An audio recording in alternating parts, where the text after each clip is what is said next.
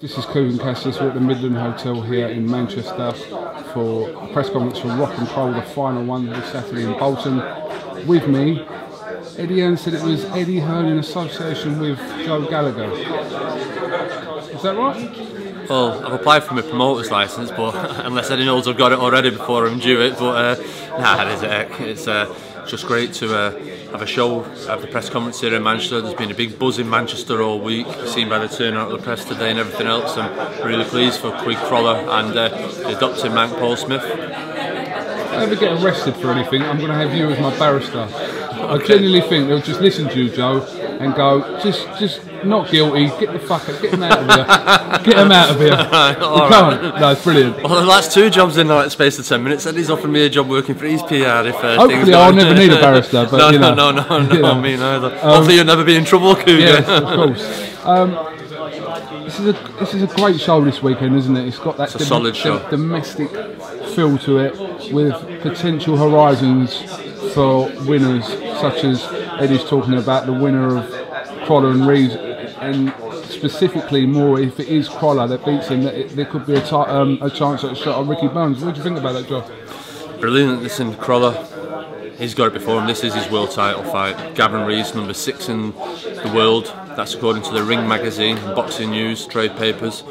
And this is his world title fight, Crolla. He's up against Gavin Reeves. He's been a pro 15 years, Gavin Reeves, and only 2 people have beat him, Kotelnik and Adrian Broner. No other British fighter has ever beat him. No one's ever done him, so Crolla's been given mission impossible there. But it's a mission that I think we've got to give a good account of ourselves, and if things go right on the night, we'll hopefully come out with the victory. And then for Eddie to say that today, there's a great chance of possibly fighting Ricky Burns after it. That's fantastic. Everyone knows Crolla a year ago nearly had the chance to fight Ricky Burns, but due to promotional conflicts, the fight never happened. So I was really disappointed for Anthony then. But like you said, this is his world title fight at the moment. And if you ever got the thought of Ricky Burns, that'd be like a super world title fight. But this is his world title fight with Gavin Reeves tomorrow night, Saturday night. In our last interview, you labelled the fight between Dodson and Smith as kind of like a last chance saloon for the pair of them. Paul Smith didn't really agree with that, but your views haven't changed on that. No, the point I was trying to make was that for both fighters, I understood where Tony would be looking at it. Everyone said how this fight's being made. I know Tony would be looking at it, his last chance, and I wanted Paul to be not so comfortable thinking, oh, I've beat him once, I'll beat him again. It's not that mentality. It's 3 years on. Both have had fights, both have won, both have lost. And it's a different fight, different circumstances, and there's been no nasty build-up, no silliness, and like you say, there's a fight to be won. I just want Paul to be aware of what Tony will be coming with and the type of mentality he'll be coming with, and I wanted Paul to get that in it as well and press them buttons. There was a little bit of a heated exchange at the end there. They wouldn't take their eyes off one another for a long time. It's one of the longest stare-offs I've seen, and then they had a few words at the end. Just is it getting to one of them, do you think? No.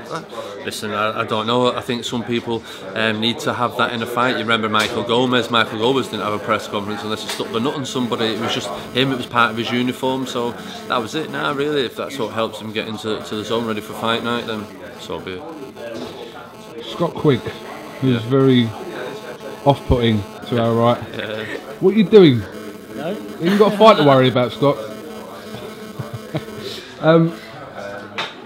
He's got this bill, potentially also next month as well, but is it hard to, like I said, you've got potentially 2 fights there, according to Eddie Hearn. I'm just quoting what's come from him. Okay. But come September, there's that shot that's there for him.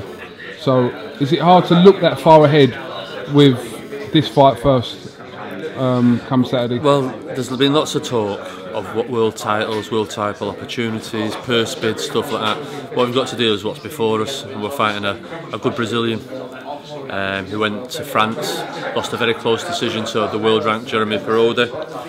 He's 21 wins, 14 by knockout, and he's never been stopped. He's gone the distance twice on his defeats. So he's a good fighter, a solid fighter, travels well. And we've got to take care of him, because if we don't beat him, then everything else goes out the window. You've just got to take one fight at a time, and it's news to me about him possibly fighting next month. I wasn't aware of it, and it's something that we're considering at all at the moment until we get this fight out of the way. What I want is Scott Quigg back in the ring Saturday night, on fire, showing all the British public what they've missed and showing everyone who the real top gun is in that division in this country. Sorry, I didn't mean to. No, I know that, mate, but for the viewers watching. No. This is what I come out of an interview the other day with Eddie. That if it's a possibility of getting him out again, definitely. We've seen get him a fight out once more between now and September or whatever. Then good, as you said. No, it's brilliant. Like you've seen it with George Groves. He had 2 quick fights back to back, and like you say, Scott Quigg's in tremendous shape. He's a kid that he blows out, and all depends on what happens Saturday night. But like I say, it's an option, and we'll look at it after the fight. And if we feel it's the right thing to do, then we'll do that. Yeah, I'm not Scott Quigg's agent or anything, Joe. Don't worry. It's not. But also this weekend, we've got another 2 fighters fighting Friday night as well. Tomorrow night, Stephen Smith and Liam Smith also out. So this is a very busy 2 days for you. Yeah, definitely. Stephen Smith, I'm so pleased for Stephen Smith. There didn't be much wrote, spoke or talked about the kid. He hasn't fought for a year.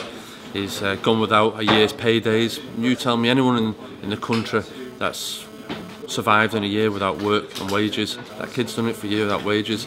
He'd done well of the Olympics. He got a little betting syndicate that came in well for him, and that's basically what he's managed to survive on these past 12 months. There's been holidays, Christmas, birthdays, and for no reason Stevens, he's been willing to fight. There was 2 shows he could have fought on that didn't happen, and he showed the perseverance to stick with it, and I'm really pleased that he's back in the ring Saturday night, wins that. He's got the fight with Gary Sykes lined up, so I'm really pleased for Stephen. And Liam Smith, I think, is arguably one of the best prospects in the country. He's one of the most underrated champions in the country, and he's back getting 6 rounds under his belt against Max Maxwell, and that'll set him up nicely for the British title fight with Eric Ochking in the new season. Well, all right, Joe. Well, listen. Thank you for 7 minutes of your time. Yeah, no problem. I was preparing 2 breaths. for. And that's it. But I'm sure I'll be seeing a lot of you this weekend. Yeah, please God that everyone that fights comes through it all right. Keeps the health intact. All right. Cheers, KUGAN. KUGAN Thanks a lot, mate. With Joe Gallagher. Joe, how do you feel about sharing the same ringside day as me? That was class, that, mate. You come across well, didn't you, Q? You were nervous backstage when we came off. You were nervous, weren't you? A little bit. This is my last day to talk about it, because I said that I will go on about it for a week until the new one airs, and that airs at 6 o'clock. Yeah. And after that, I'll shut up about it. Well, I was really pleased for you, only for the fact that the first time we met each other was over in Vegas with the Hatton Camp, if you remember rightly. Yeah. And where loads of people told me that I wouldn't like you. Yeah, exactly. And then we were both on ringside together. It's amazing how the world turns, isn't it, KUGAN? But well done, keep up the good work. I'm sure it won't be your last of appearances. Nice one.